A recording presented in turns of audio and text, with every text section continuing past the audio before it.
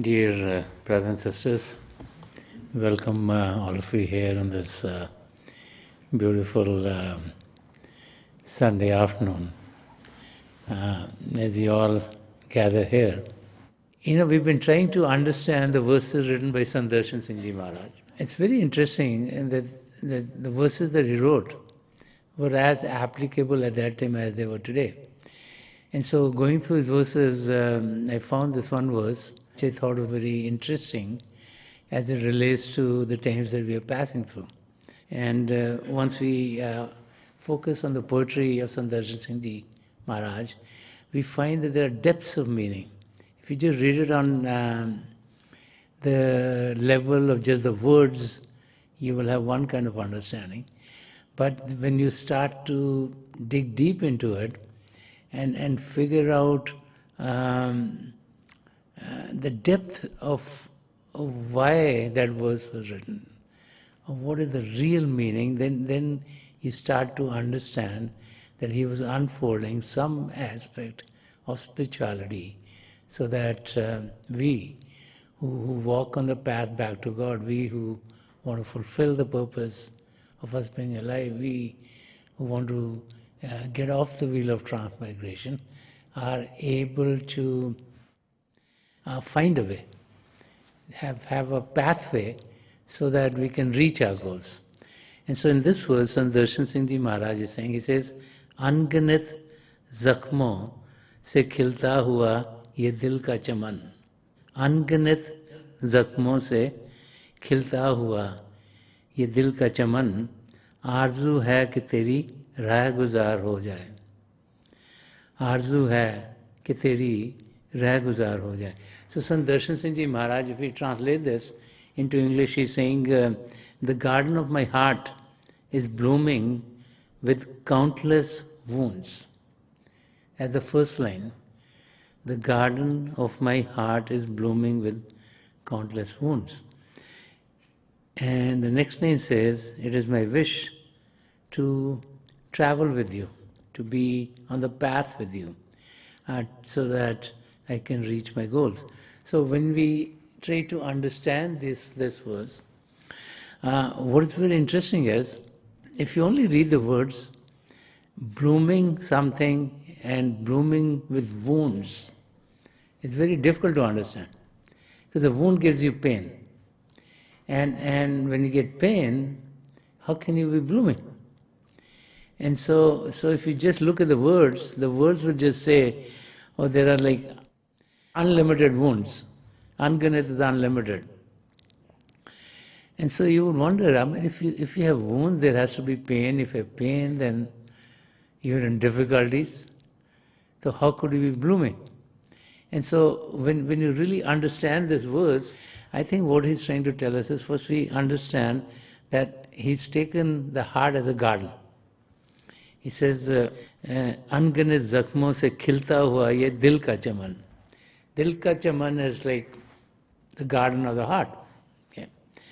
So when we read poetry written by the great saints and mystics, so they're always talking about soul, which is our real self. And they use the word dil or the heart to reference to the soul. So Sant Rajinder Singh Maharaj is first saying that what gives us life is like a garden. Okay.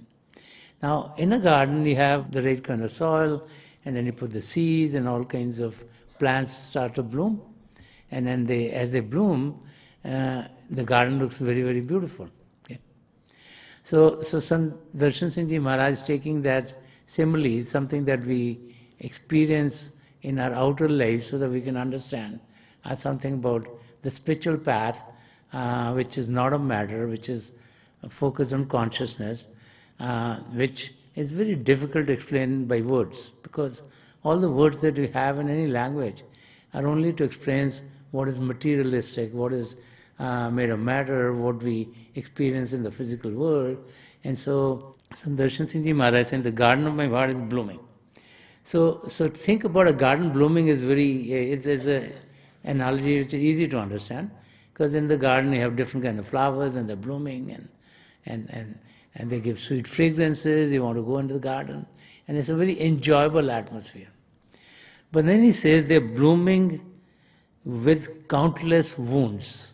And this is what we really need to understand. Okay. So what Sant Darshan Singh Ji Maharaj is telling us, that we, our soul, which is our real self, its purpose of being in the human body is to find God, is to be with God, is to get off the wheel of transmigration, to get to that state of moksha, so that we are one with God. And he's telling us there will be many pitfalls along the way. There will be many difficulties. The first difficulty comes like we come into this world, we don't even know what our purpose is. Okay? So we think being in this world, we need to excel in this world. We need to do our very best in this world. So we study hard, we work, we get married, we have children, and then they get married, they have children. We think that's all life is. And we try to do our very best in the outside world so that we feel that we've done a good job. So many people come into the world and think that's only the purpose, and they just pass through life and they're back on the wheel of transmigration, because for every thought, word and deed, we are making karma, and so that karma, as long as it's being associated with the soul, will always bring us back into this world. At some time in our life, and this could happen through various phases or different incidents that happen in our life. Sometimes, as we are growing, when we see someone very close to us pass away, whether it's our grandparents or our parents or brothers and sisters or some uncles and aunts who live in the neighborhood, then we start to think, what is life all about? Because if we're very close to them, then we get to see that person just laying down. They can't get up, they can't do anything. The body's intact, nothing's changed on the outside, but there's no more activity. And so you start to wonder what happened to this person. And then you start to realize that there was something in that person which is missing. And this is why most of our traditions, either we take the body and we cremate it is we put it on fire, and that's the 5 elements which are making the body go back into nature, or we bury the body, which is put in the ground so that the body goes back into matter. And so without even realizing why we are taking care of the body like that, those rituals are going on. Okay? But what is happening is the realization that the body is not what that person was. If we felt that the body is what the person was, then we would save it somehow. And we keep on keeping it even though it's not working. But we realize that the power which was giving life to the body, which was the real person, is gone. So what is that power? That is our soul. And so once some kind of an activity, either a death in a close family member, or many times in our relationship, someone's very close to us, a terminal illness. And when they have a terminal illness, and the doctors say, okay, they will only live for 3 months or 4 months or 2 months, then we start to wonder what is going to happen with this person. And it is times of calamity, a lot of time, which make us realize what are we really supposed to do here. And so once we realize that there is more to life than what we experience through these outer eyes, or we hear through these outer ears, then we start to think about our real self. And as we start to dig into our scriptures, we go to our faiths and to our religions, we start to understand what are they telling us. And then as we start to dig into our faiths, most of our faiths are telling us that we want to connect with God. Okay. So that painful situation was in life, but it brought goodness into our life. If we would not have had that painful incident happen in our life, we would never even think about thinking of anything beyond the physical body. So a wound can end up to be a blessing. And this is what is very difficult to understand. Because generally you say, why did I get hit? Why do I have this sickness? Why do I have a fever? Why am I not feeling well?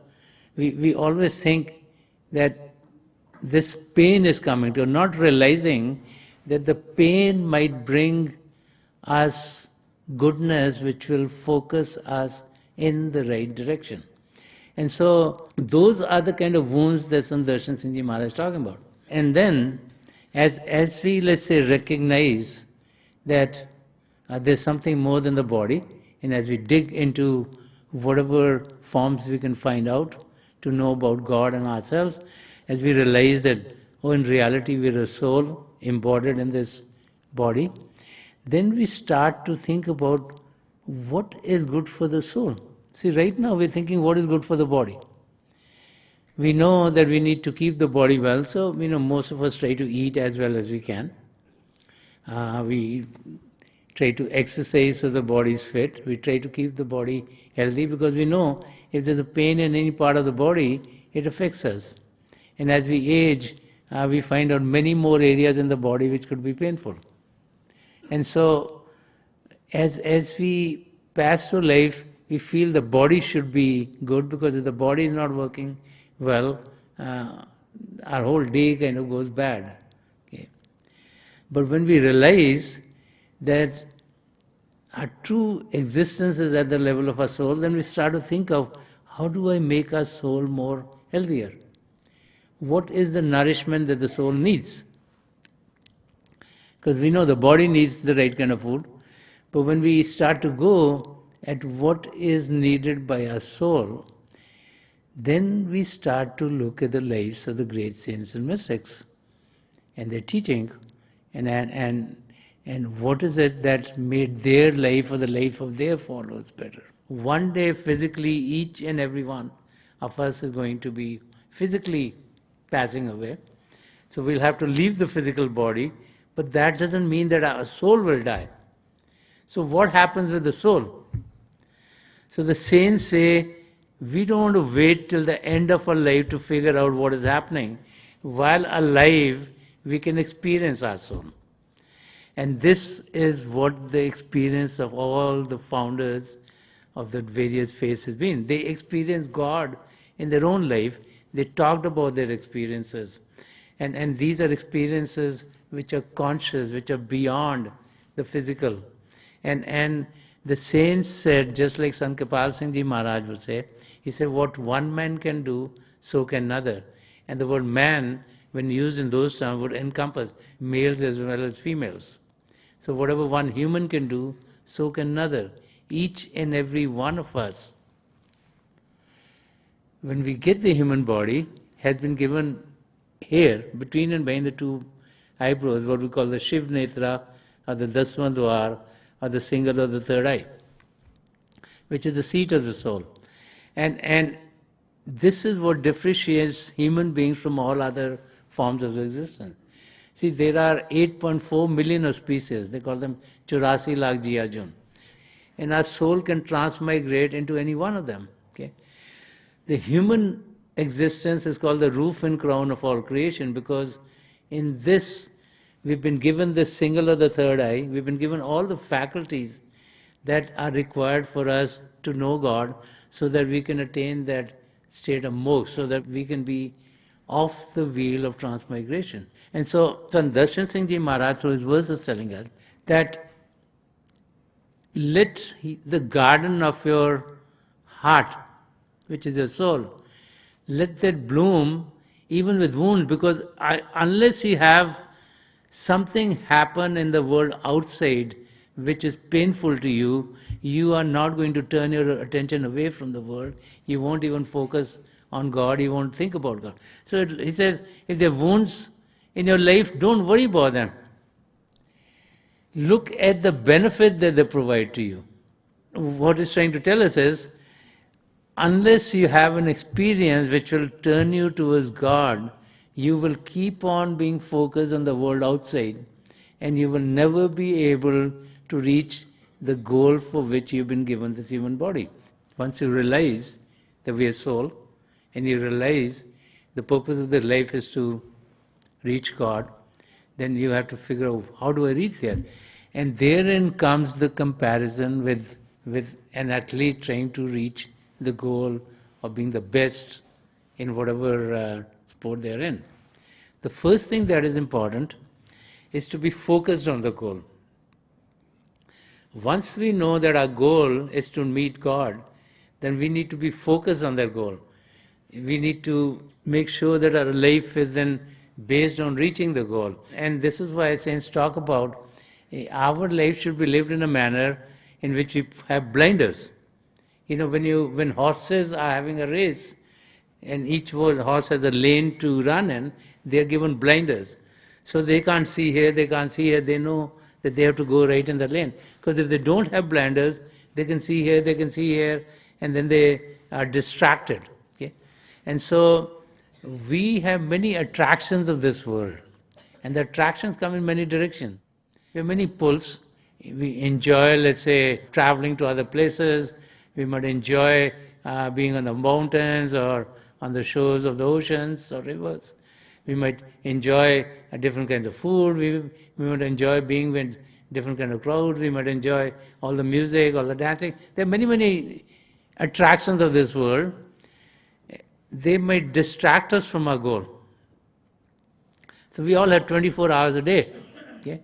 So if we get distracted into these attractions, then the time that we have to reach our goal gets less and less. So we need to be focused on our goal. Once we are focused on our goal, then we need to find out how does our soul get strengthened. What is the nourishment that it gets? So saints and mystics tell us that there are two primal manifestations of God. It's the light and the sound of God. Okay. So this creative power which brought all creation to being is reverberating within each and every one of us. And so that is running 24 hours a day. It's not that it comes from 8 to 5 or something. It's there 24 hours a day. And so if we can connect with the divine power within, then by connecting with that power, we can trace our journey back to God. Okay? We as soul, our soul is a part of God. And so our soul migrated away from God, went to one existence, went to another. In the process, forgot about God. Now we got the human body because of God's grace. So God must have felt that our soul is doing something good. That's why we got a human body. Otherwise, we could be in the body of an animal or a fish or a bird or some other living form. Now, since we have this body, it's our responsibility to make the best use of this existence. And so once we start to focus on our connection with God, we want to figure out a way of connecting with this vibration, with the Shabd within. And so all of our traditions are saying that this is an opening which opens into the spiritual regions within. You know, our eyes are opening to the world outside, our ears are opening to the world outside. All of other senses are taking our attention to the world outside. But when we focus our attention here, then we're able to go into the inner spiritual regions. And that journey has been talked about by many saints and mystics. They talk about various regions of existence, and they talk about us being able to connect with the divine power within. And so Sant Rajinder Singh Ji Maharaj is telling us, this garden that we have within ourselves, even though there might be what we think of wounds, that these are going to all bloom, these are all going to blossom. And then the third aspect that is needed is,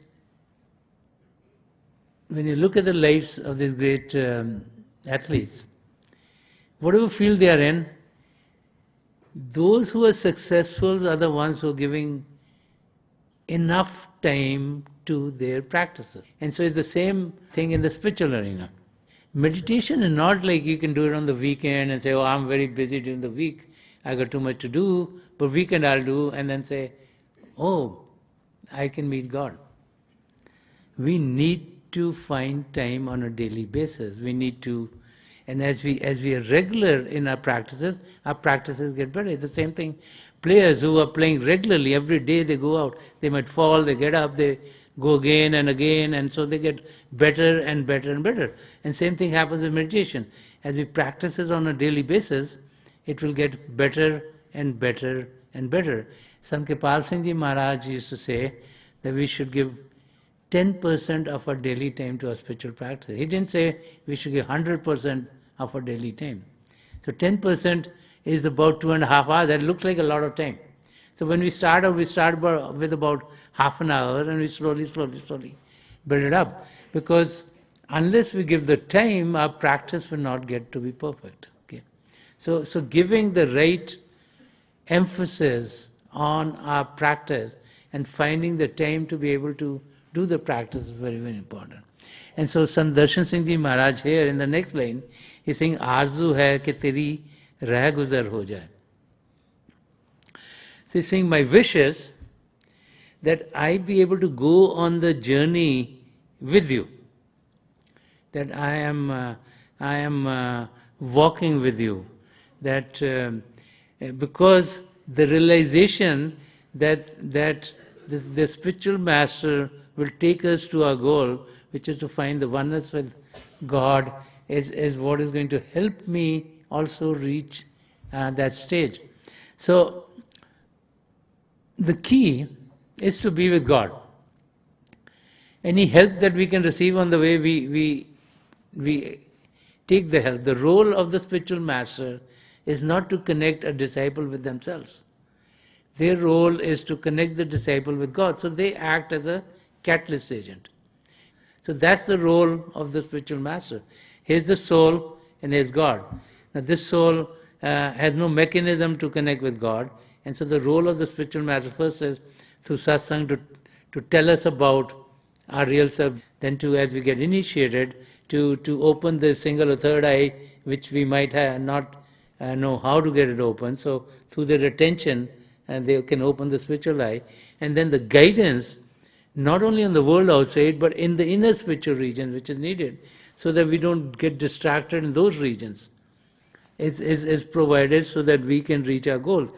And so Sant Darshan Singh Ji Maharaj is saying, it's my wish that I be able to travel with you, that you take me with you, and so that the guidance that is needed and the protection that is needed is available to me for me to fulfill the very purpose for which I am alive, for the very purpose for which this human body has been given to me. Each and every one of us, having gotten this human birth, has been given an opportunity to be with God. And so we can all be one with God. It's just a question of focusing our attention, putting in the effort, being persistent, do it regularly, do it as much as we can, so that we are in the state of being one with the Creator. The process of getting there is sitting in silence, so there is no distraction. There is a simple technique that we can try. Please sit as comfortably as you can. Close the eyes very gently, just like you close them when you go to sleep. There's no need to force them closed or something. Your eyeball should be straight, focus 8 to 10 inches in front of you. And as you close your eyes, those of you who have been initiated in the mysteries of the beyond, please do your Simran. And those of you who are new here, please repeat any name of God that you feel comfortable with. The reason we repeat God's name is because we want to focus on God, we want our mind to be focused on God, and this repetition should be done mentally, because it's a mind which sends thought to us, and we want to take the mind and we want to focus it on God, so that we get to a state of no thoughts. Any thought that we get is a distraction. And so just repeat God's name mentally. In front of you, with time, a light will sprout forth. It could be flashes of light, it could be circles of light. The lights could be of various colors. It could be golden, it could be white, it could be red, blue, green, yellow, orange, or any other color. Um, in the beginning, it looks like coming and going. What is actually happening is that the light of God is within each and every one of you. As we concentrate, we experience the light. As we are distracted, we experience darkness. So with time, as our concentration improves, to us it looks like the lights are getting stabilized and more stabilized, and then it looks like there's light all the time. And then with time, it'll go beyond the lights to a sky full of stars, and many, many other vistas will open up for you. So I pray to God Almighty and to the three great spiritual masters of the past century, Hazur Baba Savan Singh Ji Maharaj, Param Sant Kapal Singh Ji Maharaj, and Dayal Purush Sant Darshan Singh Ji Maharaj, to help each and every one of us connect with the divine power within and to experience the divine light in its effulgence. So we'll be sitting for a few minutes. I'll be getting you out of this meditative state, and my best wishes are with each and every one of you.